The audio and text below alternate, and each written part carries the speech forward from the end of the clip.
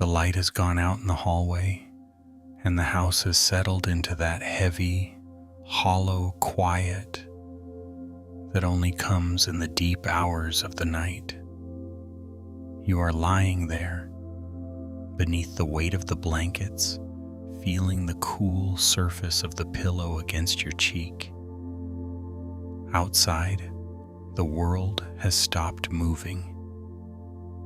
The street lights are still, the trees are motionless, and the neighbors are deep in their own dreams.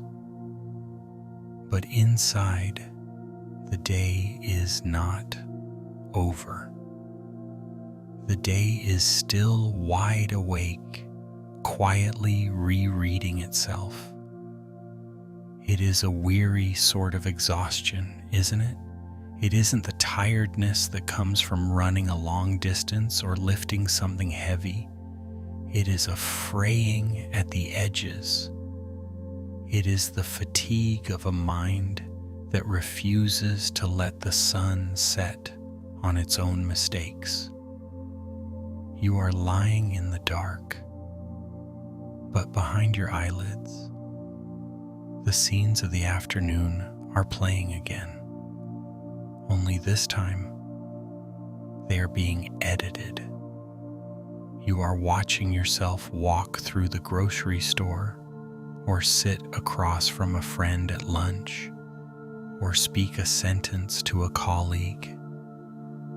And you are watching yourself trip over words that were actually fine.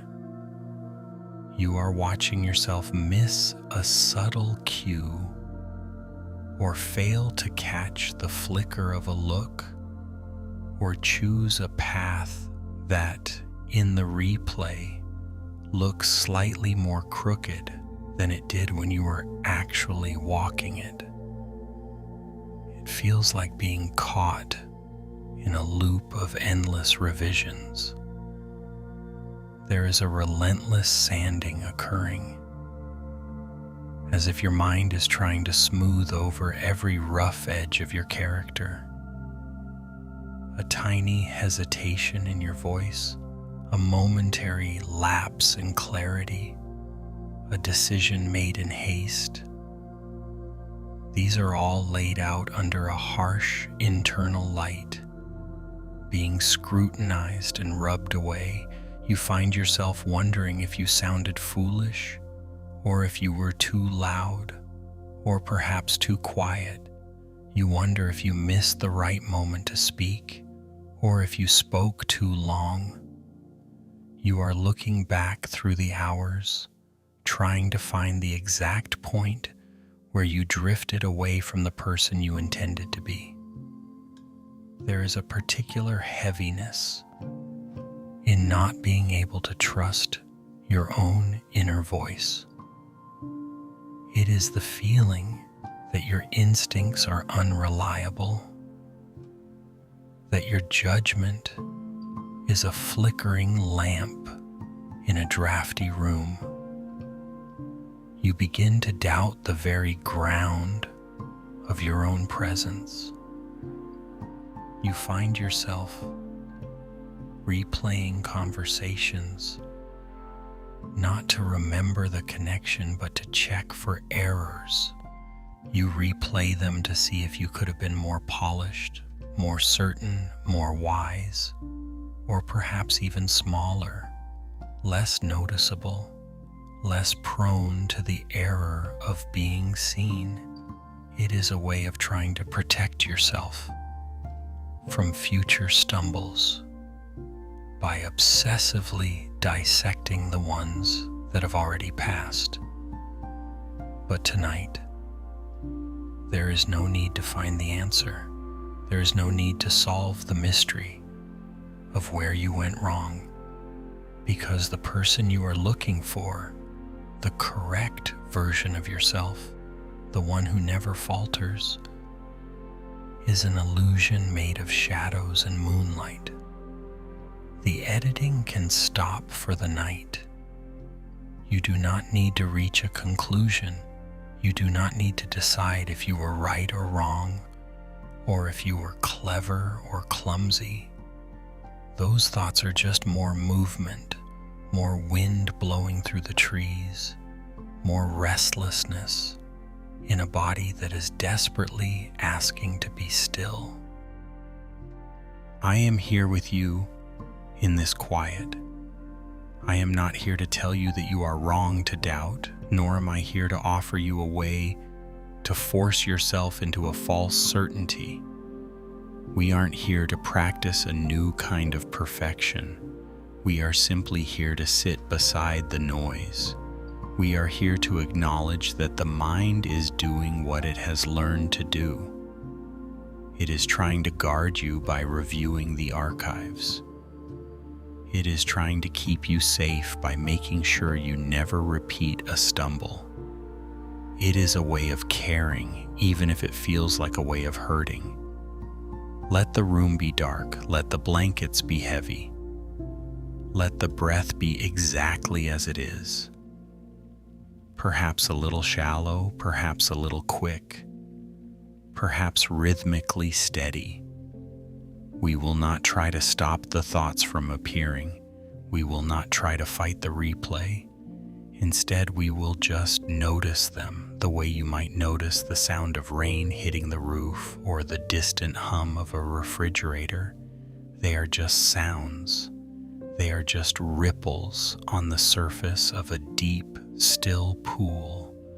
There is a different kind of strength we can practice tonight.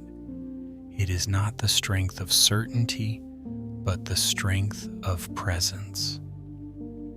It is the ability to stay with the uncertainty without needing to fix it. It is the practice of letting the day be exactly as it happened, imperfect, unfinished, and entirely over. The mistakes have already been made.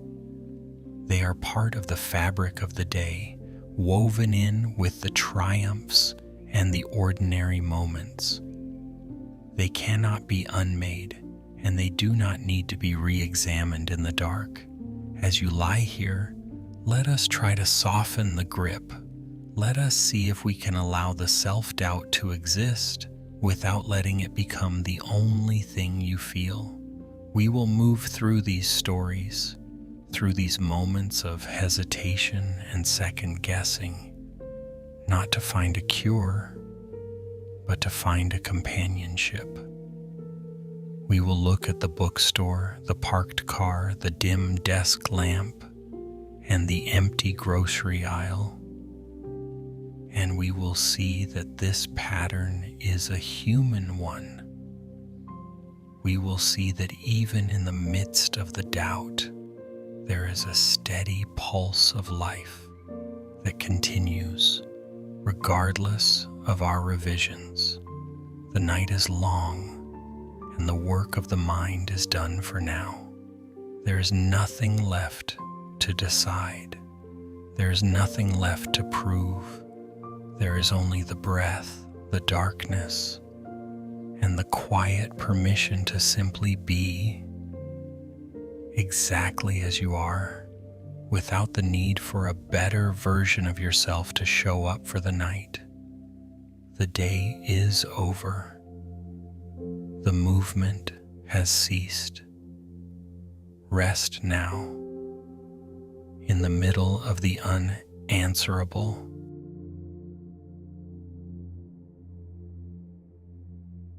Story 1. Grace at the Bookstore. Register. Replaying one small customer conversation until it feels like proof she is not good enough. The rain had a way of making the bookstore feel like it was drifting, detached from the rest of the city. It wasn't a storm, just a steady, rhythmic tapping against the front glass, turning the streetlights outside into blurred amber smudges. Inside, the air always smelled of something ancient and comforting. A mixture of vanilla, damp paper, and the faint, sweet scent of the cedar wood oil Grace used to wipe down the front counter. As the shop grew quiet and the evening shadows lengthened between the tall, crowded shelves, Grace found herself leaning against the mahogany edge of the register. The shop was closed, the heavy oak door bolted, and the street outside was nearly empty, but her mind was still very much open, wide, and restless. She could still feel the weight of the afternoon. She could still feel the exact moment the interaction had happened. A man had come in, perhaps an hour before closing. He was wearing a heavy, damp raincoat that smelled of the outdoors, and he had been looking for a specific edition of poetry, something older, something with a certain weight to it. Grace had found it for him, tucked away on a bottom shelf, behind a row of thick, dusty hardbacks. She had felt a small, quiet spark of competence when she located it, a moment of simple, helpful ease. But then, as she was wrapping the book in brown paper, the register drawer had clicked shut with a sharp, metallic sound that seemed too loud in the sudden silence of the shop. In that split second of transition, she had said something. It was a small thing, a comment about the weather, or perhaps a suggestion for a companion piece. But as she stood in the dim light of the closing hour, the words began to change shape in her mind. She watched a single curl of receipt paper spinning slowly on the counter, a white ribbon of thermal paper that seemed to catch the low light of the reading lamp. Her eyes tracked its movement, but her thoughts were busy elsewhere, replaying the exchange. Did I sound too eager? She wondered. Was my tone too casual, as if I weren't taking his requests seriously? She could see his face again. The slight, polite tilt of his head, the way his eyes had flickered toward the window as the rain intensified. In her memory, his expression was shifting. In the first version of the memory, he was simply a patron, a person passing through her day. But as she stood in the stillness, the memory began to edit itself. She began to see a flicker of impatience in his brow. She began to hear a tremor of uncertainty in her own voice, a way she had stumbled over the word classic, or perhaps paused too long, as if she were unsure of her own expertise. She reached out and touched the edge of a nearby book, the spine of a worn hardcover. The dust on the jacket felt gritty and real beneath her fingertip, a grounding sensation, but it wasn't enough to stop the internal rehearsal. She was building a case against herself. She was acting as both the prosecutor and the witness, scrutinizing the cadence of her sentences, the way her hands had moved, the way she had handled the warm, sturdy handles of the paper bag. The paper bag sat on the counter, a remnant of the last sale. The handles were still slightly warm from the heat of her hands. A small, lingering heat that felt strangely lonely in the cooling room. She thought about the way she had handed it to him. Had she been too abrupt? Had the bag been passed with a certain stiffness that suggested she was eager to be rid of the conversation? The rain intensified, a sudden, heavy drumming against the glass that obscured the world beyond the shop entirely. Now there was only the bookstore, the shadows, and the loop of the conversation. She found herself mentally rewriting the dialogue. Instead of saying, "I think this one is quite lovely," I should have said, "This is a particularly fine edition." She imagined the different versions of herself. The Grace who was poised and articulate. The Grace who was certain and steady. The Grace who didn't leave behind these tiny, stinging trails of doubt. She looked at the register.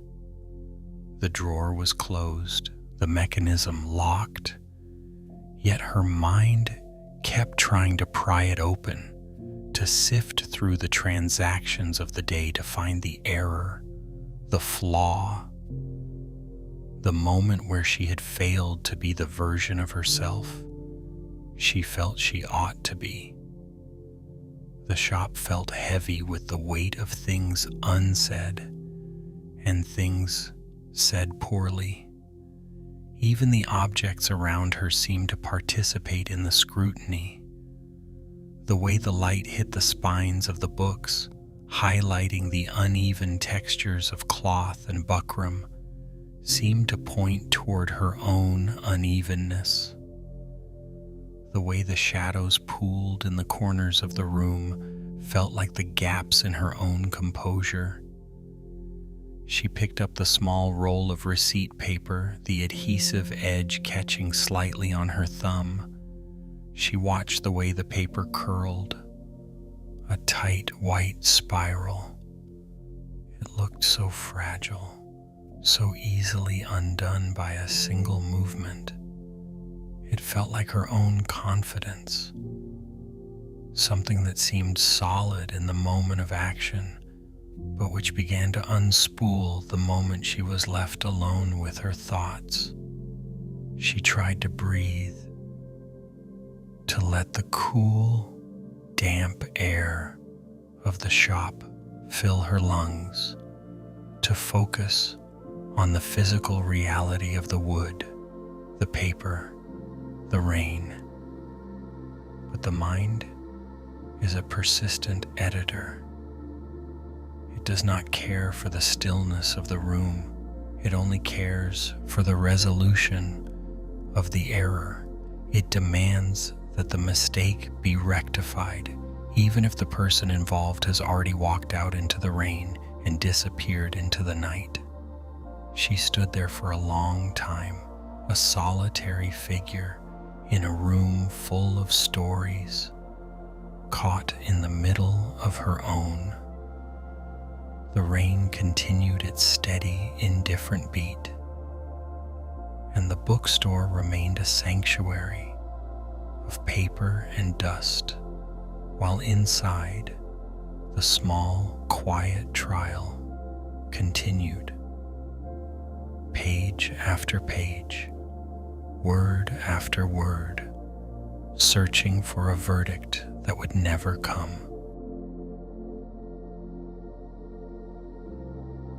Story 2. Owen in the parked car, second-guessing everything he said to his mother. The engine of the car had been switched off minutes ago, but the silence that followed was not a quiet thing. It was a heavy, pressurized stillness, the kind that settles into the small, enclosed space of a parked sedan after a long drive. Owen sat in the driver's seat, his back pressed against the upholstery, feeling the cold, hard edge of the seatbelt latch, digging a small, rhythmic dent into his hip. He didn't move to unbuckle. He didn't move to reach for his keys. He simply sat in the dark, watching the way the dashboard glow cast a faint amber light over the edge of the steering wheel and the empty passenger seat. Outside, the world was retreating into the damp shadows of late evening. A single heavy raindrop clung to the center of the windshield, trembling before it succumbed to gravity and streaked downward, leaving a jagged, clear path through the light coating of road grime. A few moments later, the windshield wipers gave a sudden, spasmodic jerk, a phantom movement triggered by a sensor or a dying battery, and then fell into a long, unnerving pause. In that pause, the silence of the car grew even deeper, making the small sounds within the cabin feel amplified, almost intrusive. There was the soft, rhythmic crinkle of the white paper pharmacy bag resting in the footwell.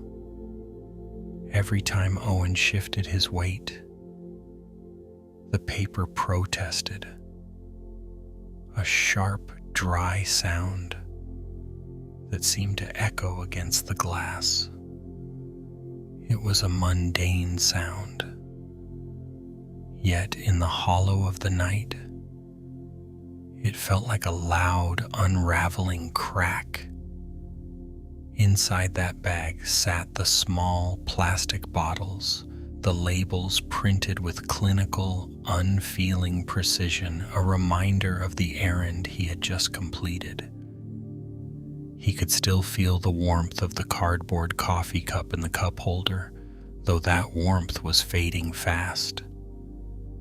The plastic lid of the cup, slightly askew, gave a tiny hollow pop as the liquid inside cooled, contracting against the heat of the recent sip. The scent of stale espresso and damp rain hung in the air, a bitter, comforting, and lonely atmosphere. Owen's eyes were fixed on a specific point on the dashboard, but his mind was back in the brightly lit, slightly sterile kitchen of his mother's house. He was replaying the last 10 minutes of their conversation, not as a memory, but as a loop of film that he was constantly, compulsively editing. He could see her face clearly, the way the light from the overhead pendant lamp had caught the fine lines around her eyes, the way she had paused, her spoon hovering midair over a bowl of oatmeal, waiting for him to finish his sentence. He remembered the exact moment he had tried to explain why he couldn't make it to her doctor's appointment next Tuesday. He had intended to sound capable, reassuring, and firm, but in the playback of his mind, his voice had sounded thin. It had sounded apologetic, almost as if he were asking for permission to have a life of his own. "I can make it work, Mom. I'll just rearrange things," he had said. In the darkness of the car, he stripped the sentence of its intended strength. He heard it now as a stuttering, hesitant thing. He imagined the way she must have looked at him, not with anger, but with that particular, quiet disappointment that feels much heavier than a shout. He began to work through the alternatives. He should have been more direct. He should have simply said, "I cannot be there, but I have arranged for the driver." Or perhaps, he thought, he should have been softer. Perhaps he should have leaned into the shared difficulty of the situation rather than trying to solve it with a logistical promise he knew was hollow. The doubt began to spiral. It was a circular motion, like the slow, rhythmic sweep of a distant, unseen street lamp. He revisited the way he had reacted when she mentioned the new medication. Had he sounded dismissive? He replayed the tilt of his head, the way he had checked his watch. Just once, a fleeting gesture. And now, In the quiet of the car, that single second of checking the time felt like a fraying thread in the fabric of his care for her. He felt a strange, rising heat in his chest, a familiar friction. This was the habit of his heart, to take a moment of simple human imperfection and polish it until it shone like a mistake. He was convinced that there was a correct version of this interaction, a version where he was the perfect son, perfectly poised, perfectly empathetic, and perfectly capable of navigating the delicate tension of her declining health without leaving a single trace of his own fatigue. He looked down at the pharmacy bag. The white paper was stark against the dark carpet. He thought about the way he had handled the bag when he took it from the pharmacist, with a polite, practiced smile.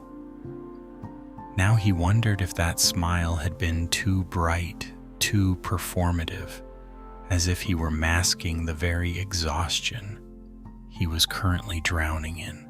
The car creaked as the metal settled, cooling in the night air. The sound was a sharp, sudden punctuation mark in the dark. He began to argue with himself, a silent, one-sided debate. He would present a defense of his words, citing his intentions, his tiredness, the sheer weight of the week. But then the doubt would rise again, bringing up the subtle tremor in his tone, the way he had avoided eye contact when she asked about his work, the slight, unintentional sharpness in his, "It's fine, Mom." He was caught in a cycle of reconstruction, trying to rebuild a conversation that had already passed. He found himself wondering if she had noticed his hesitation, if she had felt the gap between what he said and what he actually felt. The fear was not that she was angry, but that she could see the cracks in his composure, that she could see the struggle to be the person he felt he ought to be. The dashboard light flickered slightly as a car passed on the distant road, a brief intrusion of the outside world. For a second, the interior of the car was flooded with a passing light, illuminating the dust motes dancing in the air and the way the coffee lid sat slightly askew. Then the darkness rushed back in, even more profound than before. He leaned his head back against the headping. The seatbelt latch continued its steady, microscopic pressure against his hip. He tried to focus on the sensation of the weight of his own body in the seat, the coolness of the air from the vent, the stillness of the parked car. But the conversation continued to play, a reel of film that refused to reach the end. He was caught in the loop of the should have, the could have, the if only. He was searching for a sense of good enough that he simply could not grant himself. The rain began to fall again, a soft, rhythmic tapping on the roof of the car, like 1,000 tiny fingers testing the strength of the metal.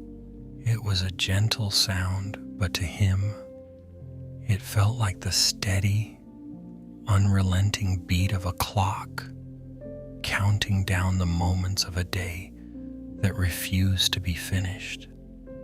He sat there, suspended in the amber glow, waiting for a silence that would not come, trapped in the quiet, exhausting work of revising a past that had already happened.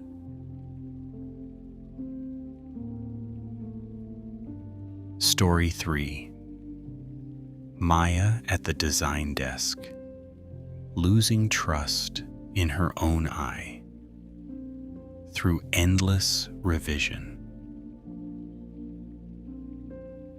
The apartment was settled into that heavy late-night stillness, the kind that makes every small sound feel significant. Somewhere deep in the walls, the radiator gave a rhythmic, metallic knock, a slow and predictable pulse that usually signaled the building was settling in for the night. But Maya was not settling. She was sitting in the narrow halo of her desk lamp, a pool of light that felt less like a comfort and entirely too much like a spotlight. On the desk, the remains of her evening were scattered in a way that felt messy, even to her. There was a ceramic mug, now forgotten, leaving a pale, lukewarm tea ring on a stack of reference papers. Beside it, a small pile of fabric swatches, velvets, linens, and heavy weaves lay discarded. She had been touching the edges of them for hours, tracing the raised grain of the weave with her thumb, trying to find some tactile truth that the screen could not provide. The cursor on her monitor blinked. It was a steady, demanding rhythm. Blink, blink, blink. Maya looked at the design pitch she had nearly finished hours ago. On the screen, the layout was clean, the typography was balanced, the color palette, a muted, sophisticated arrangement of sage, sleet, and cream, was exactly what she had intended when she started the project. If she looked at it from a distance, it was a triumph of professional intuition. It was the work of a designer who knew how to command space and light. But then she reached out and tapped the trackpad. A single sharp click. She had just zoomed in on a margin. She had just moved a text box 3 pixels to the left, and now looking at it again, the movement felt wrong. It felt like an error. The doubt didn't arrive as a loud, crashing wave. It was more like a slow leak, a quiet erosion of her own certainty. It was the sensation that her eyes, which had been so sharp and capable at 10 in the morning, had somehow become unreliable in the dark. She found herself squinting at the screen, searching for a flaw that she couldn't quite name but was certain was there, lurking in the kerning or the white space. She clicked again. Tap. She scrolled up, then back down. She reopened a folder of previous iterations, comparing the current version to the one from 2 hours ago. The previous version had felt brave. This one felt hesitant. She began to undo. She clicked undo on a clean, decisive choice she had made about the header alignment, retreating to a safer, more conservative position. As she worked, the world outside the lamp's glow ceased to exist. There was only the blue light of the monitor and the mounting weight of her own suspicion. She began to wonder if her taste was actually just a habit of playing it safe. She wondered if the sophistication she saw in the colors was actually just a lack of courage to use something bolder. She began to second-guess the very foundation of her aesthetic, as if the entire structure of her professional identity was built on sand. The radiator knocked again, a blunt reminder of the passing time. It was nearly midnight. Her eyes were beginning to ache, the edges of the screen blurring into the shadows of the room. Yet she could not close the laptop. To close it would be to leave the work unfinished, and to leave it unfinished would be to leave the possibility of a mistake unaddressed. She picked up one of the fabric swatches, a heavy piece of navy wool, and ran her fingernail along its edge. The texture was grounding, but even this failed to steady her. She found herself thinking about the client, imagining them looking at the presentation and seeing exactly what she was currently seeing: a lack of conviction. She imagined them noticing the tiny, invisible wobbles in her logic. The light from the lamp cast long, distorted shadows across her desk. Her hands felt heavy, yet her fingers remained restless, dancing over the trackpad in a cycle of micro-adjustments. Each movement was an attempt to fix a ghost. She was no longer designing a pitch. She was attempting to litigate her own competence. She looked at the T-ring on the paper. It was a permanent mark, a stain left by a moment of warmth that had since gone cold. She felt a strange, sudden kinship with that ring, a sense of being something that had once been purposeful and bright, but had now become a mere trace of an error, a leftover piece of a process that had gone slightly awry. The cursor continued its interrogation.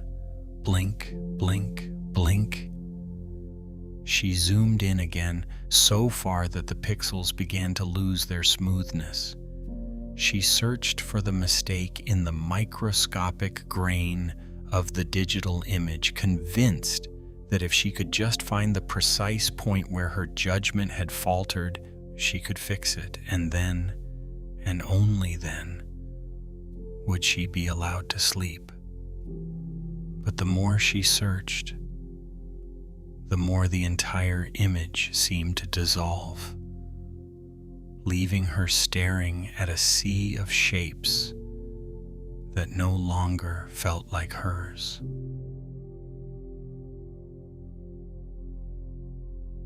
Story 4. Ethan, after sending an honest text, spiraling over every word he cannot take back. The room was held in a heavy blue-tinted silence, the kind that only settles in once the rest of the world has retreated behind closed doors. Ethan lay on his side, the weight of the duvet pressing against his shoulder, a familiar warmth that usually signaled the end of the day. But tonight, the day was not over. It was merely being re-examined in the dark. A single, sharp rectangle of light cut through the gloom, illuminating the edge of his palm and the rhythmic, restless movement of his thumb. The phone screen was a bright, clinical window in the middle of the shadows. He had sent the message 10 minutes ago. It was a simple thing, really. Just a few lines of honest, unadorned text. A small gesture of vulnerability to someone he had been meaning to reach out to for weeks. There were no grand declarations. It was just an invitation, a quiet truth. I was thinking of you and I would like to see you. But now in the vacuum of the quiet room, the words were no longer what they had been when they were typed. They had changed. They had become heavy, clumsy, and somehow impossibly loud. He watched the screen, waiting for the 3 gray dots of a reply. but the stillness of the room made the weight feel like an era. His thumb traced the seam where the plastic case met the glass, a repetitive, mechanical motion. He pressed his thumbnail against that thin, sharp edge, feeling the minute resistance of the material. It was a grounding sensation, a tiny point of friction in a world that suddenly felt like it was dissolving into what-ifs. Did I sound too eager? The thought arrived without fanfare, sliding into his mind like a cold draft under a door. He looked back at the screen, reading the sent message for the 20th time. The letters were the same, but the tone felt different now. He began to pull at the threads of the sentences, searching for a hidden desperation. He imagined the person on the other end reading a single word and misinterpreting it as a lack of interest, or seeing the absence of an emoji as a sign of sudden coldness. He shifted slightly, the cotton bedsheet folding into a stiff, rhythmic crease beneath his hip. The fabric made a dry, rasping sound in the quiet. Outside, a car passed on the street below, and for a few fleeting seconds, a pair of headlights swept across his ceiling. The light climbed the wall, a bright, moving orb that raced over the shadows of his bookshelf before sliding away, leaving the room even darker than before. In that brief flash of light, he could see the tangle of his charger cord near the nightstand, a white, twisting knot that seemed to mirror the tension in his chest. He found himself wondering if the timing was wrong. Was it too late? Would seeing a notification at this hour feel like an intrusion? Or perhaps they were awake, staring at their own screen, feeling that same sudden, inexplicable pressure to respond perfectly. The mind, he realized, was a restless editor. It was an editor that refused to accept the first draft, one that thrived on stripping away nuance. He began to scroll through their recent interactions, pulling up old threads and brief, polite exchanges from days prior.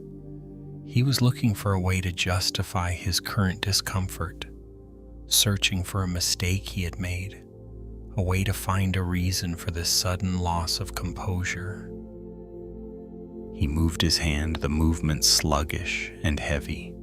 He felt the cool air of the room against his face, a sharp contrast to the heat of the phone in his grip. He tried to focus on the sensation of the air, on the weight of his own limbs, but the text remained anchored in his mind, a bright, glowing orb of uncertainty. He imagined the message being read in a different light. He imagined the recipient pausing, squinting at the screen, and feeling a flicker of confusion, or worse, a sense of obligation. He replayed the moment of hitting send, the tiny, tactile click of the screen, and felt a sudden, sharp pang of regret. He wished he could reach back through the minutes and pull those words back into the safety of his drafts. He wanted to rewrite them to be smoother, more casual, to erase the honesty that had made him feel so exposed. The headlights passed again, a second car, more distant this time. The light was dimmer, a pale amber glow that barely reached the corner of his bed. It lingered on the texture of the wall, highlighting every small imperfection in the plaster. before fading into the black. He felt a profound exhaustion, not just in his muscles, but in the very fabric of his thoughts. It was a fatigue born of a circular journey, a path that led nowhere but back to the same point of doubt. He was trapped in a loop, endlessly revising a moment that had already passed. He let the phone drop onto the mattress, the impact muffled by the duvet. The screen remained lit for a moment, a small, lonely beacon in the dark, before the auto lock kicked in, plunging the space back into shadow. He lay there, staring into the darkness, listening to the rhythmic, quiet breathing of his own body. The knot in his chest remained, but it was no longer expanding. It was just there, a small, heavy weight. As he waited for the night to move forward, even as his mind struggled to stay behind.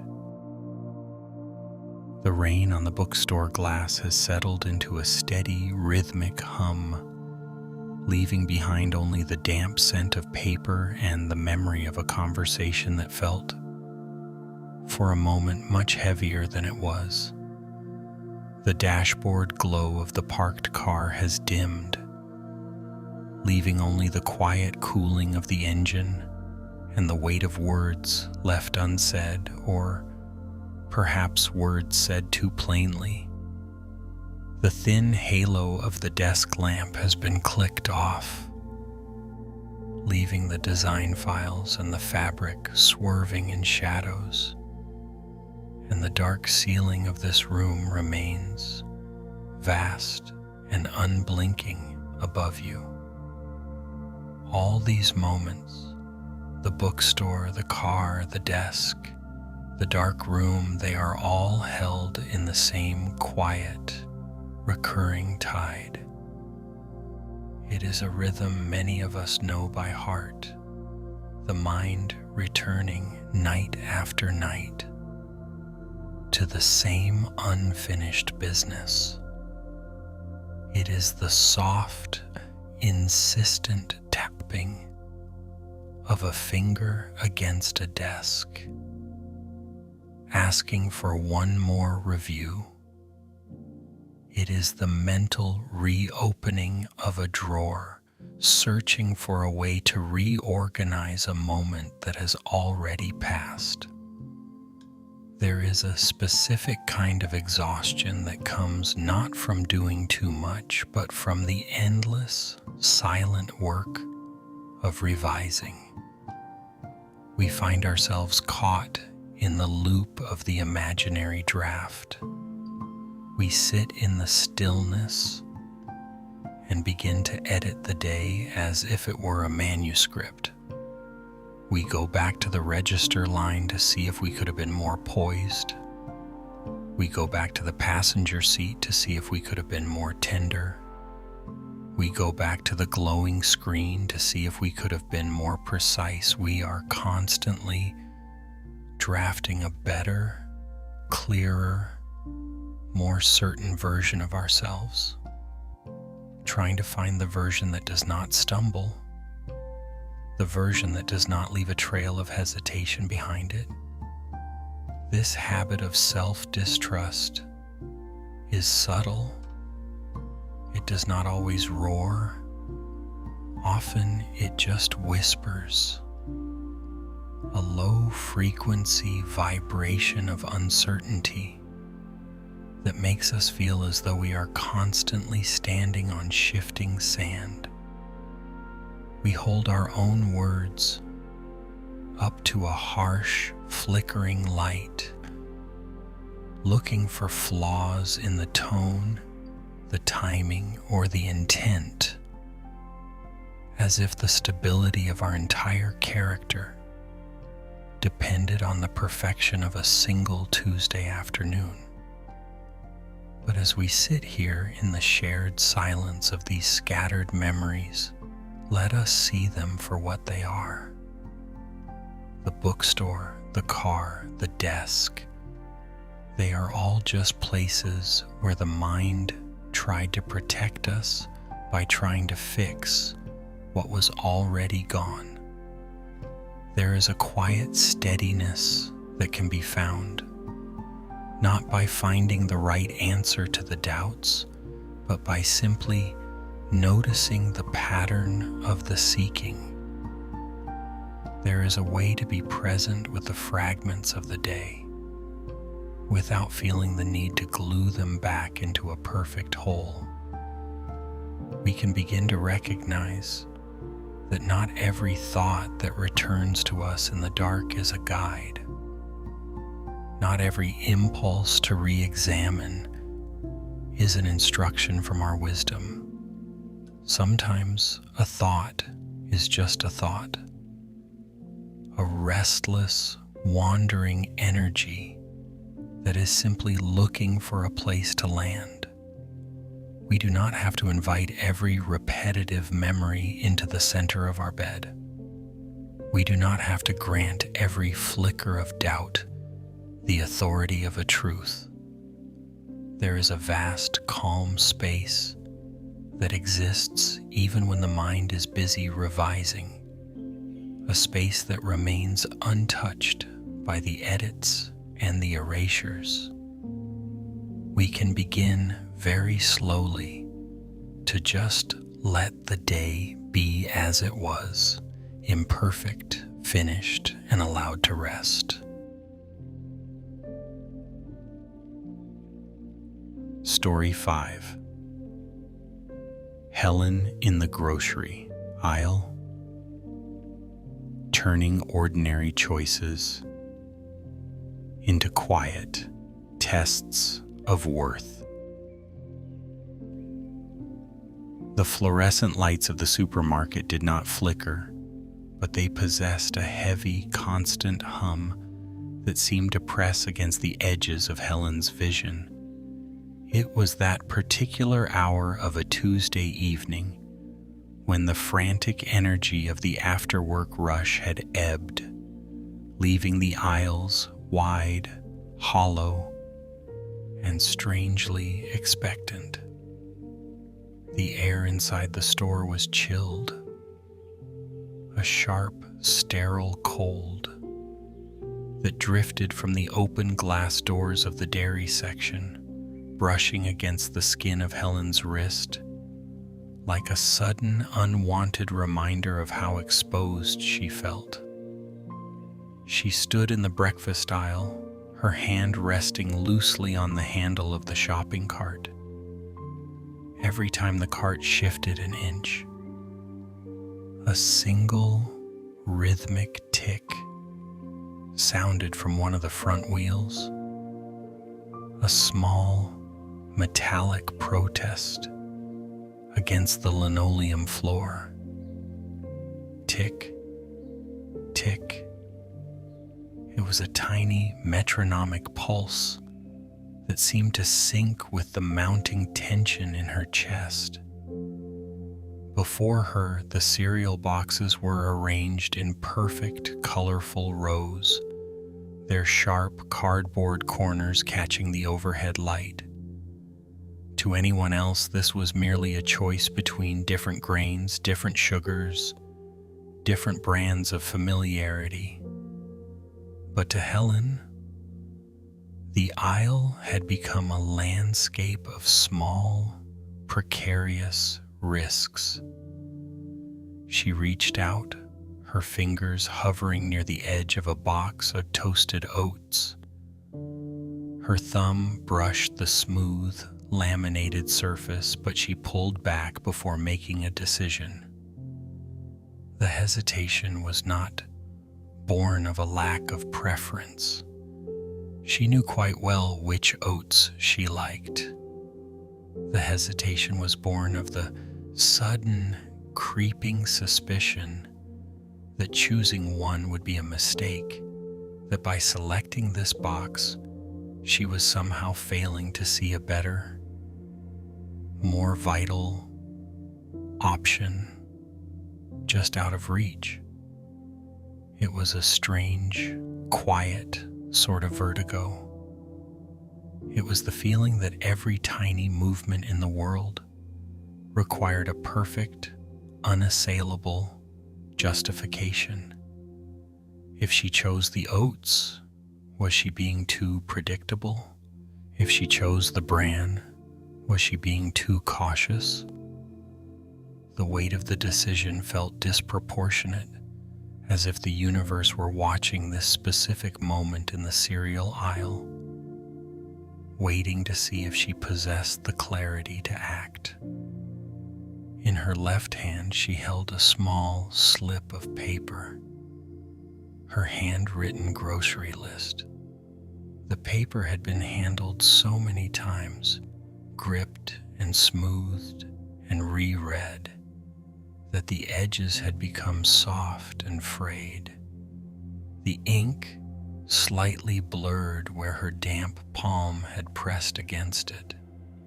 The list was simple: milk, eggs, oats, apples.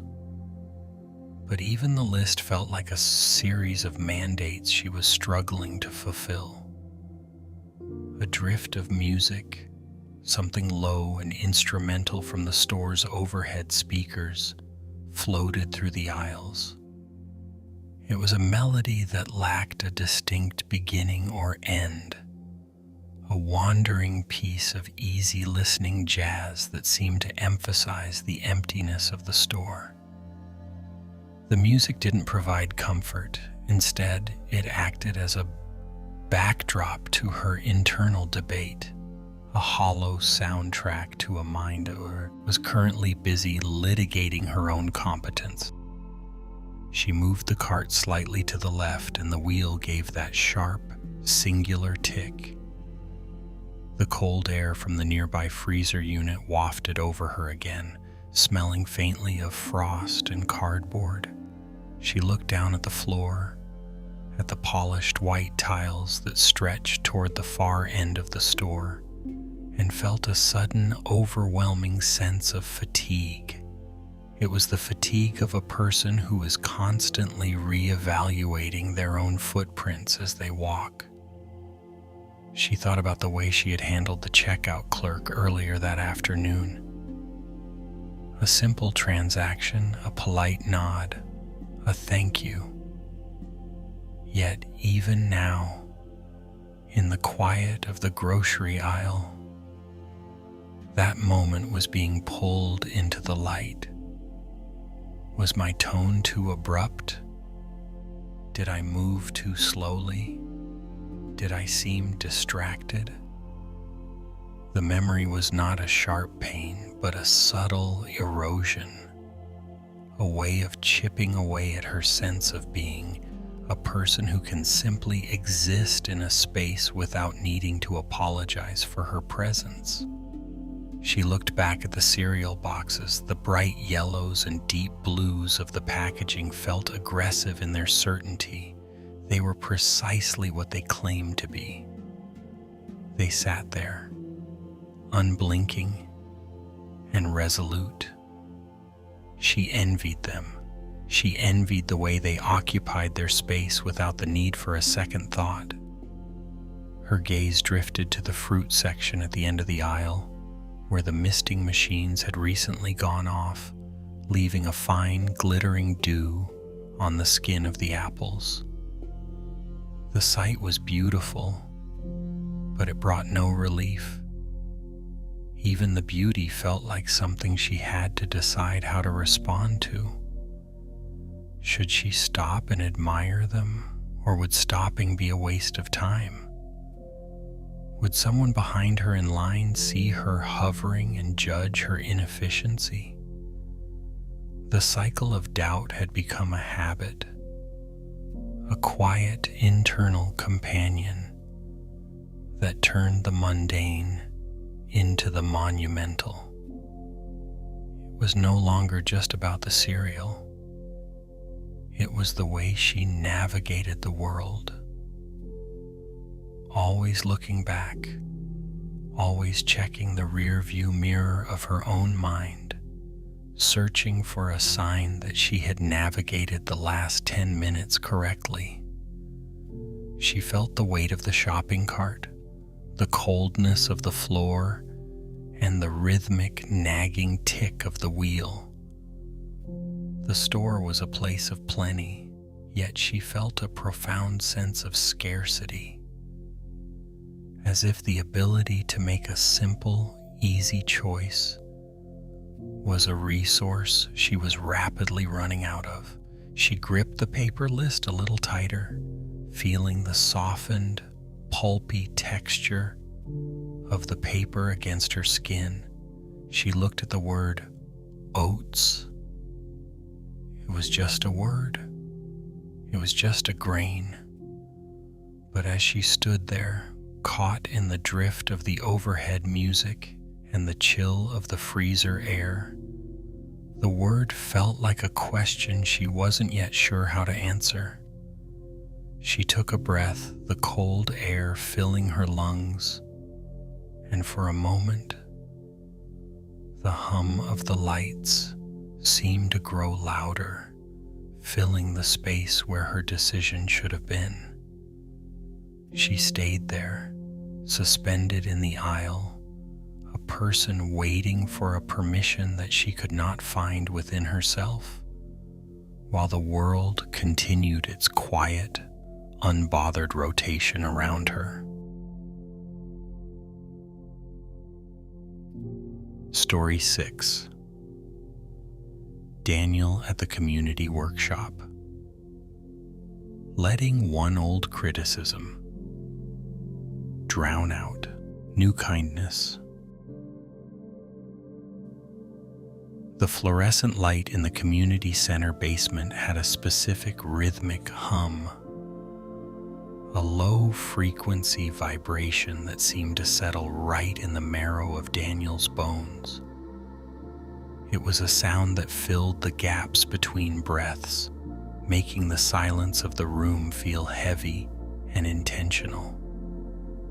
Around him, the workshop was settling into that late evening lull, where the frantic energy of making things gives way to the quiet, tired process of tidying up. Daniel sat at the edge of a long, white folding table. The table had a slight, rhythmic wobble whenever he shifted his weight, a small instability that mirrored the unsettled feeling in his chest. He kept his hands flat on the surface, trying to remain still, but his fingertips were still rough, coated in a fine, microscopic grit of sandpaper and the sweet, sharp scent of cedar. The dust was everywhere, a pale, ghostly film that had settled into the creases of his palms and clung to the sleeves of his work shirt. In front of him lay the frame.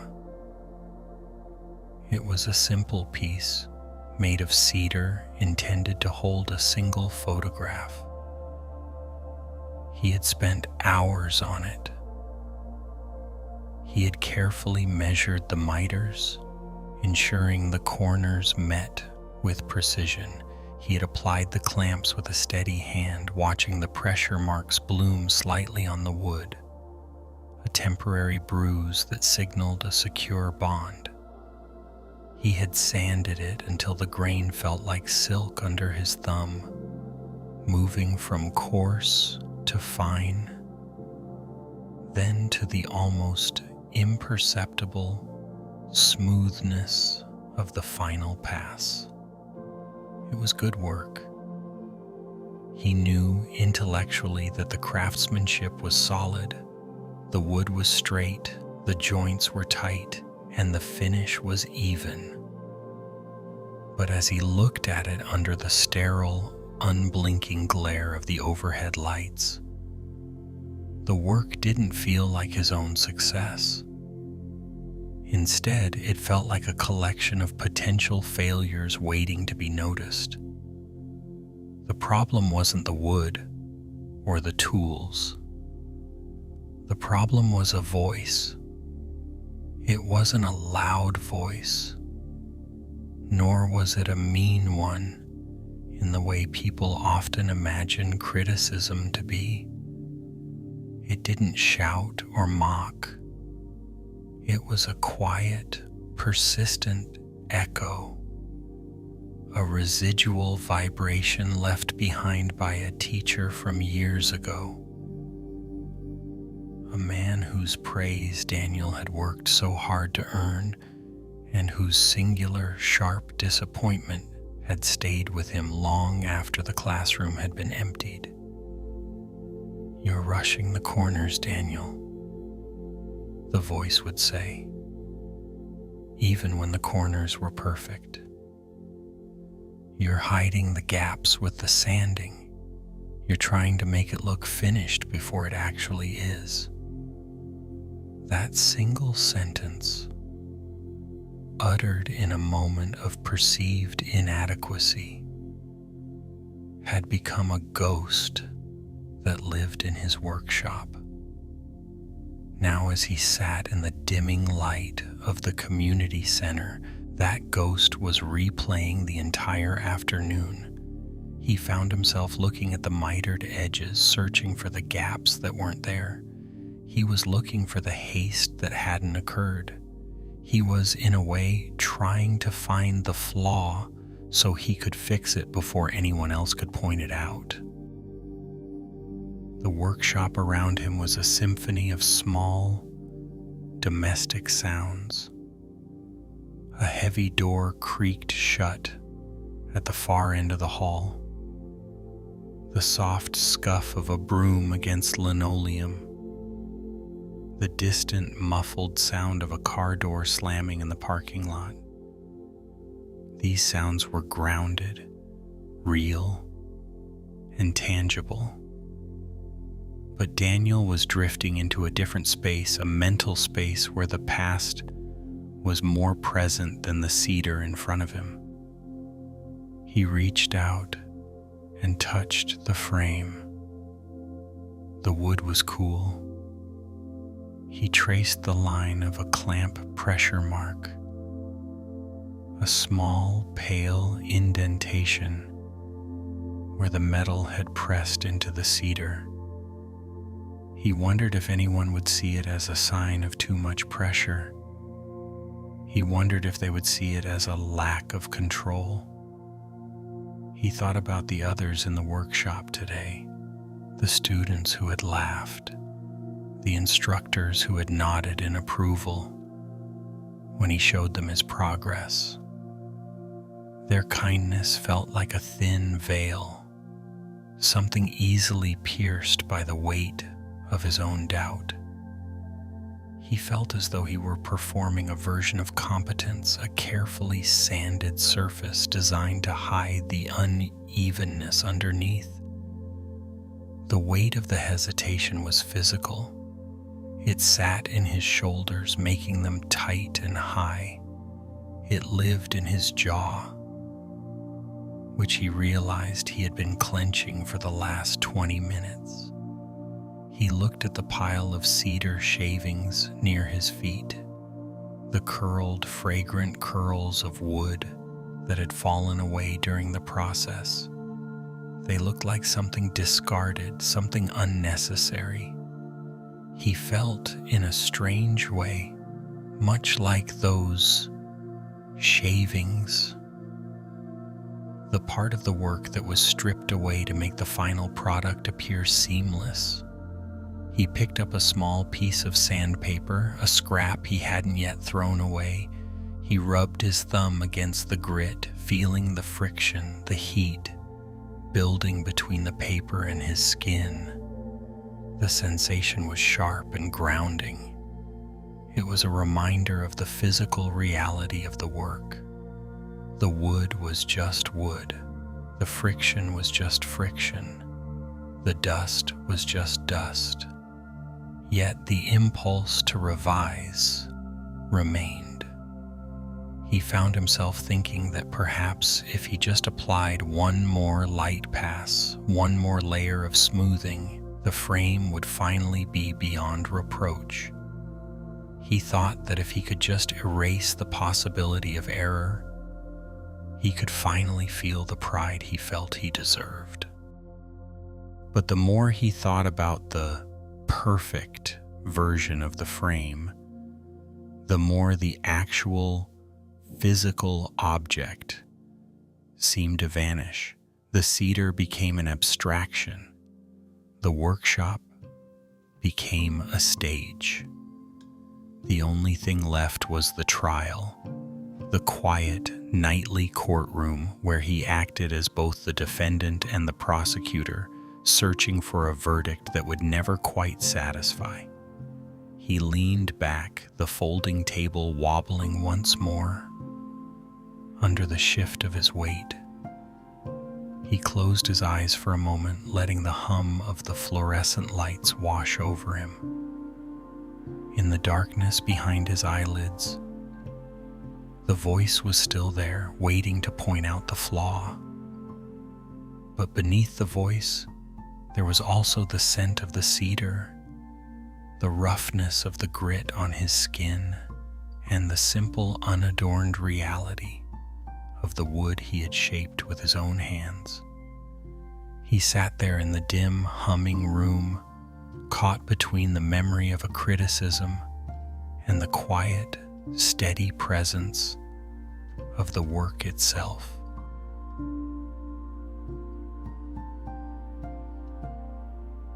Story 7. Claire on the hotel pillow. Reopening a work dinner long after it ended. The hotel room was filled with that specific, hollow kind of darkness, the sort that feels heavy and structured, as if the walls are holding a quiet, expectant breath. Claire lay on top of the white duvet, her body unmoving, while her mind remained seated at a table in a brightly lit restaurant 3 hours behind. The air in the room was cooled by a steady, rhythmic hush from the vent above, a mechanical sigh that should have been soothing, but instead served as a metronome for her racing thoughts. She stared at the narrow gap in the heavy blackout curtains. Through that sliver of light, a single distant street lamp cast a thin, unblinking needle of amber across the carpet. It was a sharp, lonely line, much like the way she was currently dissecting the evening. The dinner had been, by all accounts, fine. There had been the warmth of shared plates, the clinking of silverware against porcelain, and the easy communal hum of colleagues relaxing after a long day of presentations. But Claire was not looking at the warmth. She was looking for the seams. She found herself back at the moment the waiter had arrived to clear the appetizer plates. She had made a small, observational joke about the seasonal menu. In her mind, the joke was no longer a light-hearted remark. It had lost its luster, becoming something heavy and clumsy that had landed with a dull, awkward thud in the space between conversations. She could almost feel the microscopic pause in the table's momentum, the way the person across from her might have blinked just a fraction of a second too long as they processed her words. She rolled onto her side, the movement causing the plastic water bottle on the nightstand to emit a sharp, sudden crackle as the air shifted within its structure. The sound echoed in the quiet room, startling her, yet it did nothing to break the loop. She began to re-examine her tone. She had felt certain at the time, certain that she was being engaged, that she was part of the group's flow. But now in the sterile safety of the hotel room, she began to reread her own voice as if listening to a recording. Was she too loud? Had her enthusiasm crossed a line into something performative? She imagined her words carrying a subtle, unearned edge, a way of taking up too much space in a room that didn't belong to her. Her fingers reached out in the dark, brushing against the conference badge ribbon that she had neglected to take off. The polyester texture was smooth and slightly frayed at the edges, a tactile reminder of the professional persona she had been wearing all day. As she gripped the fabric, she felt the strange loneliness of being a stranger in a city, carrying the weight of a self that felt fundamentally unreliable. It was as if her very presence was a draft that needed constant, frantic editing. She thought of the moment a senior partner had asked for her opinion on the upcoming project timeline. She had answered clearly, she had been prepared, but now she was convinced she had been too brief, too dismissive. She imagined her brevity being interpreted as a lack of care, or worse, a lack of understanding. She was constructing a version of the evening where every gesture was a misstep, every word a potential error. The ice bucket sat on the small desk nearby, its metal lid reflecting a ghostly, distorted shape of the room. Whenever she moved, the slight shift in the air caused a faint metallic clink from the lid settling against the rim. It was a tiny, repetitive sound, much like the nagging pulses of her own doubt. The room felt increasingly small, crowded by the ghosts of things she might have said differently. She wondered if she should have stayed a moment longer in the conversation, or if she should have retreated sooner. She wondered if her smile had been genuine or merely a mask of politeness. The more she searched, the more the foundation of her own identity seemed to flicker. She was losing trust in her ability to simply exist in a social space without leaving a trail of awkwardness behind her. She took a breath, trying to focus on the sensation of the pillow beneath her head, the cool, pressed cotton against her cheek. She tried to anchor herself to the physical reality of the room, the hum of the vent, the weight of the blanket, the stillness of the dark. But even then, the thought would drift back. But what if the person they saw wasn't really you? The struggle was not against the people in that restaurant, but against the persistent, unbidden urge to revise her own existence. She was exhausted by the labor of trying to ensure that every version of herself presented to the world was seamless, an impossible standard that turned every ordinary interaction into a moment of scrutiny. She lay there, caught in the tension between the need to sleep and the need to be certain, watching that thin amber line of light on the carpet, unable to trust the person who had lived through the day.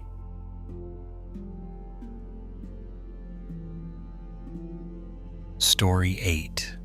Brother Samuel in the Monastery, Copying Room, Learning that Wisdom is Not Endless, Rechecking.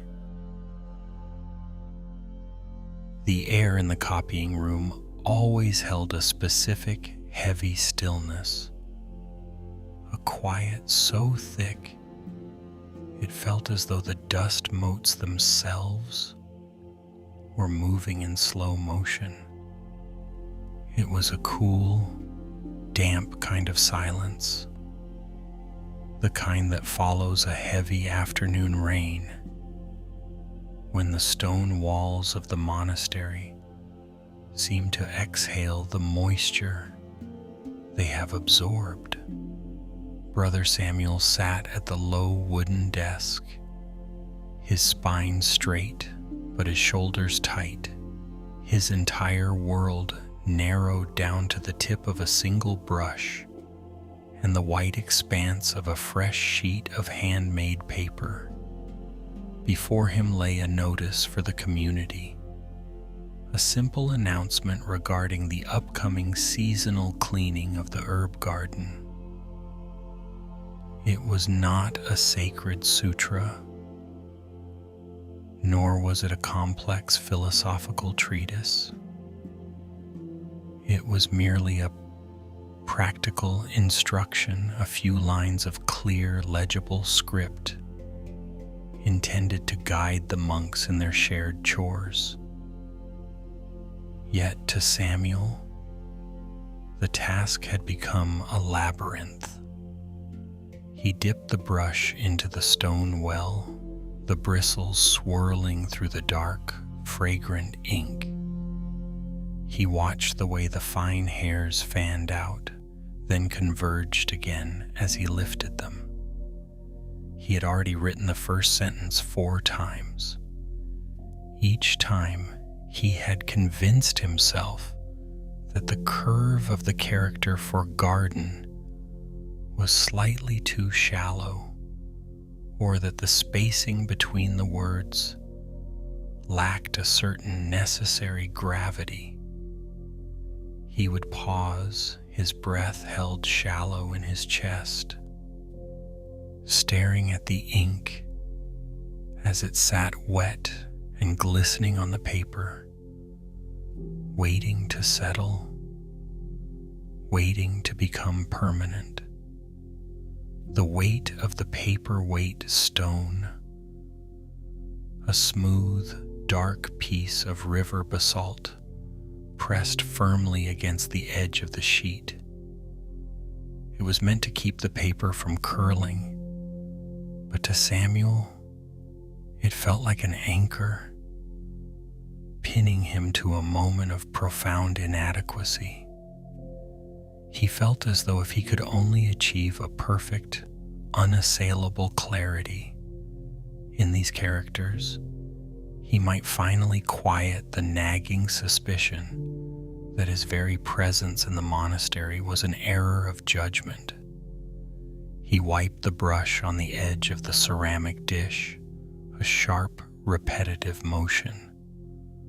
Was that stroke too heavy? He wondered.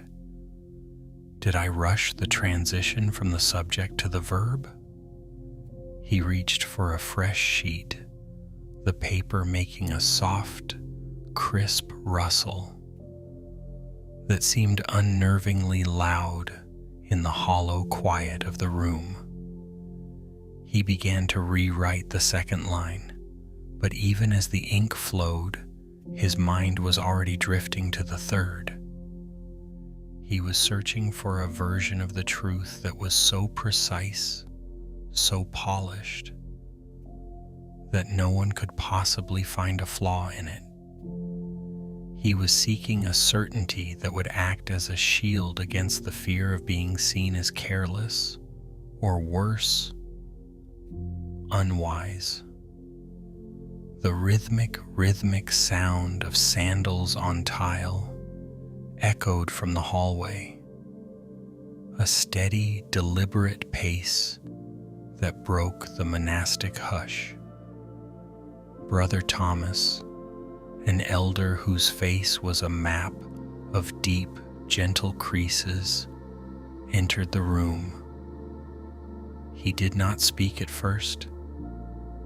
He simply stood near the window, watching the thin thread of incense smoke rise from a small burner in the corner, spiraling upward in a delicate dying dance. Samuel did not look up, though he felt the heat of his own embarrassment. He was caught in the loop again, the exhausting cycle of revision and doubt. He felt the urge to apologize, to explain that he was merely being diligent, that he wanted the notice to be worthy of the monastery.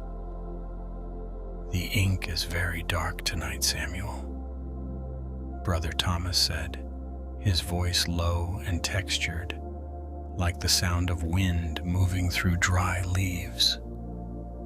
Samuel swallowed, his throat dry. "I am trying to make it clear, brother. I want to ensure there is no confusion about the tasks." "Clarity is a kindness," Thomas replied, moving closer. He leaned slightly over the desk, not to peer at the errors, but to observe the man. "But there is a difference between a clear eye and a grasping hand." Samuel froze, the brush hovering just above the paper. A small bead of ink trembled on the tip. "You are looking for a version of this paper that cannot be questioned," Thomas continued, his tone devoid of judgment, carrying only a quiet, observational warmth. "You are treating the ink as if it were a way to settle a trial. You are trying to write a truth so perfect that you no-seety assert your own fallibility. But look at the paper, Samuel. Look at what is happening." Samuel looked. He saw the paper, beautiful and textured, but he also saw the smudge where his sleeve had brushed a previous attempt. He saw the uneven drying of the ink where he had lingered too long over a single character. "When we seek a certainty that leaves no room for error," Thomas said, the sound of his breath steady and rhythmic, "we are not practicing care. We are practicing a form of clinging. We are clinging to the idea that if we can just control the outcome, we can protect ourselves from the discomfort of being human. We are trying to use the brush to build a wall around our own hearts." The elder monk reached out and gently touched the edge of the paper weight stone. "The rain has passed, the courtyard is wet, the bell has rung, and the world is exactly as it is. Unpolished, shifting, and temporary. The notice does not need to be a monument. It only needs to be an honest effort of this moment." Samuel sat in the silence that followed. He listened to the distant, muffled toll of the courtyard bell, signaling the end of the evening meditation. The sound was heavy, resonant, and utterly indifferent to his need for perfection. He listened to the soft drip of water falling from the eaves outside, a rhythmic, natural cadence. He looked down at the brush in his hand. The bristles were damp, slightly clumped. He looked at the sentence he had just written. It was imperfect. The ink had bled slightly into the grain of the paper. For the first time in an hour, he did not reach for a new sheet. He did not reach for the eraser or the cloth to blot the error. He simply set the brush down in the water, watching the dark pigment cloud the clear liquid. He felt the tension in his shoulders begin to ebb, replaced by a weary, heavy sort of peace. The error was there. It was part of the paper now. It was part of the moment. He realized that the exhaustion he felt did not come from the difficulty of the writing, but from the labor of trying to outrun his own mistakes. He took a breath, deep and slow, tasting the scent of damp earth and old wood. He decided that for tonight the effort was enough. The notice was finished, not because it was perfect, but because it was done, and he was allowed to let it be.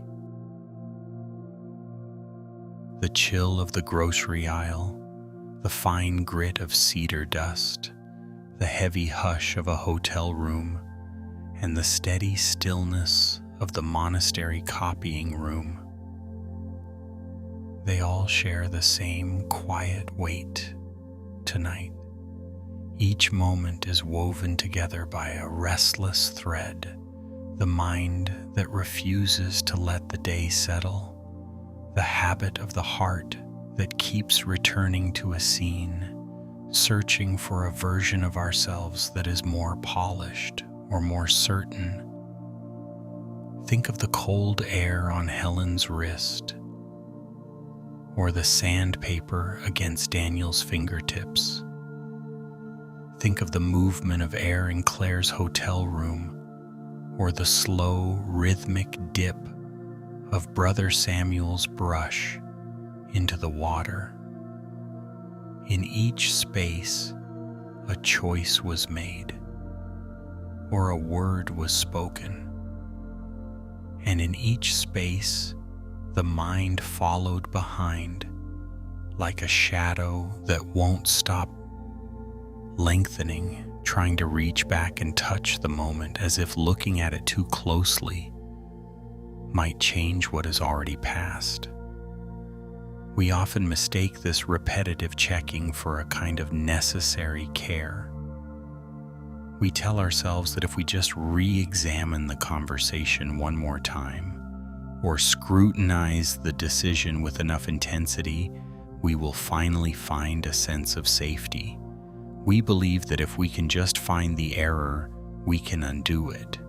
But there is a profound difference between the clarity of discernment and the exhaustion of self-distrust.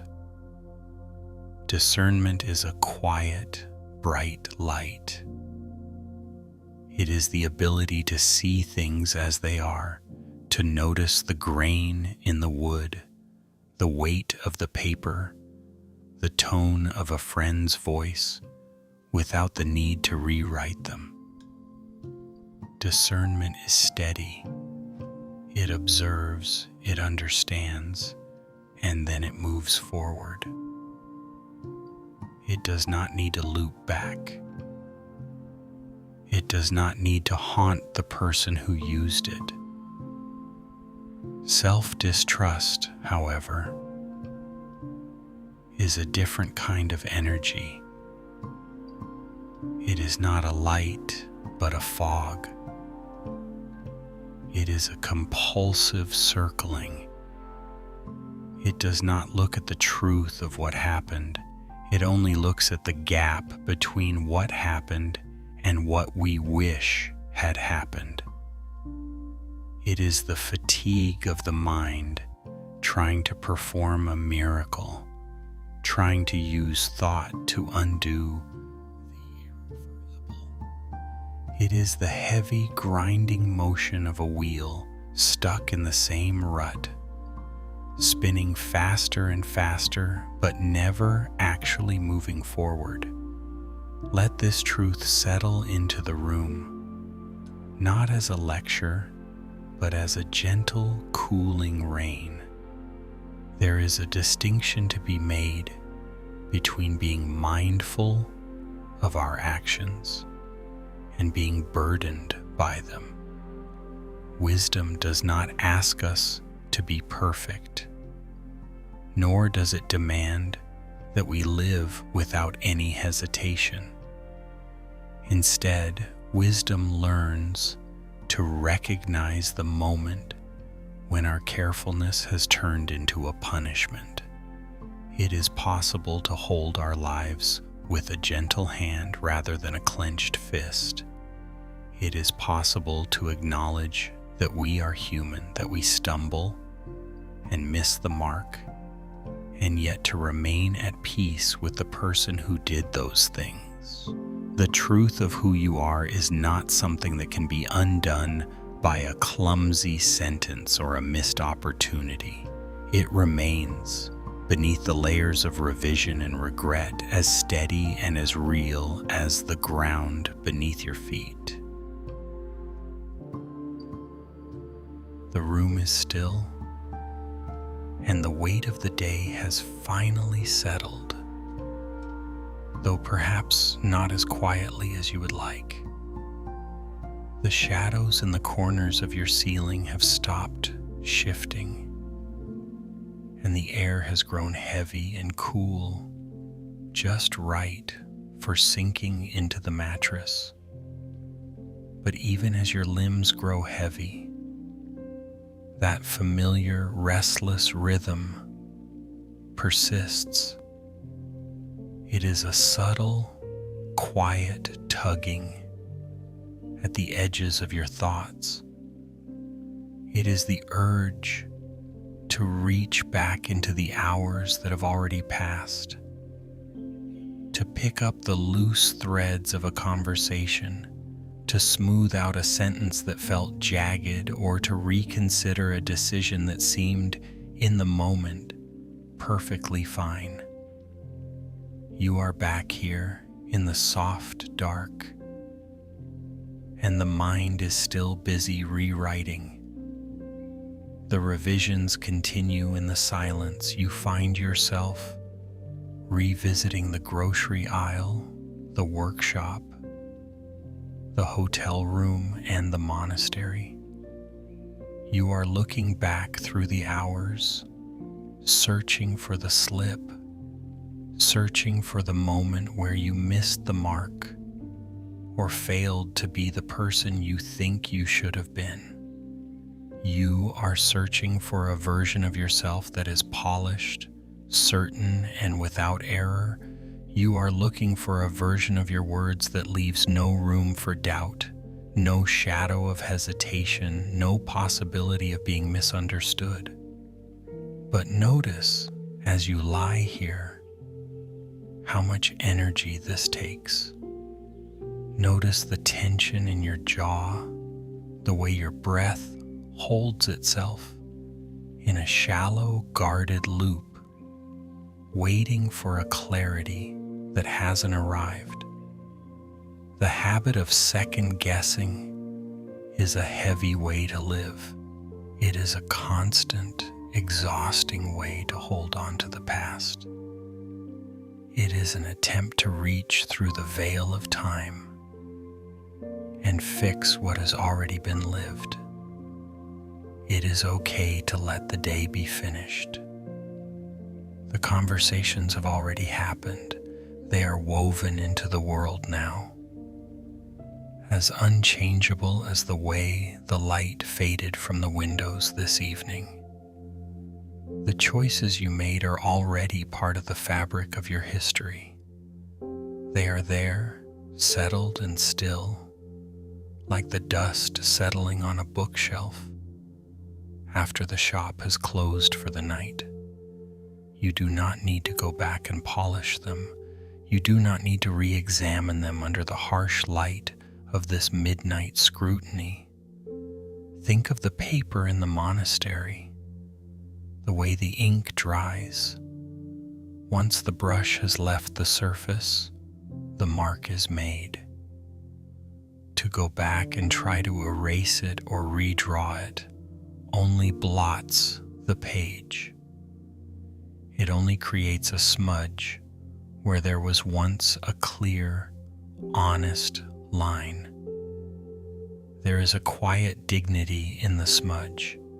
There is a profound truth in the imperfect line. Allow yourself to inhabit the present, even if the present feels uncertain. You do not need to have a final answer on your character tonight. You do not need to be certain that you are wise or calm or capable. You only need to be here in the softness of your blankets, in the steady rhythmic rise and even fall of your chest. The need for certainty is a hunger that cannot be satisfied by thinking. No amount of replaying a moment will ever yield a perfect, unshakable truth. There is only the moment itself and the way it felt as it passed.